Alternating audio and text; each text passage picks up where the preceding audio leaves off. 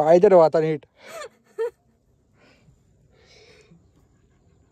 तर हा गोरखगड एवढा चॅलेंजिंग होता की घाबरायचं सोडून मला हसायलाच येत होतं.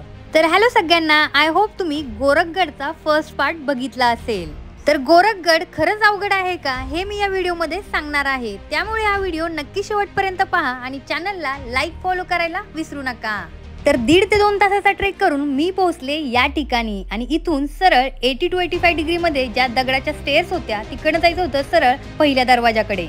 तर हा आहे गोरखगडचा पहिला दरवाजा जो मी फक्त व्हिडिओमध्ये बघितला होता आणि त्यावेळेसच ठरवलेलं या ठिकाणी नक्की जायचं.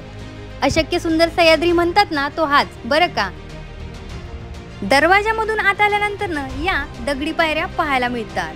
जेव्हा मी गोरखगडचा प्लॅन केलेला तेव्हा खूप सारे व्हिडिओज बघितलेले, ट्रेक बद्दल माहिती घेतली होती, पण व्हिडिओमध्ये जेवढा अवघड ट्रेक दिसत होता तेवढा काही फारसा अवघड नव्हता. कसं बसं घाबरत घाबरत या दगडी पायऱ्या चढून मी वर गेले, पण उतरताना जी मजा येणार होती ना याचा विचार करून मला माझीच दया येत होती.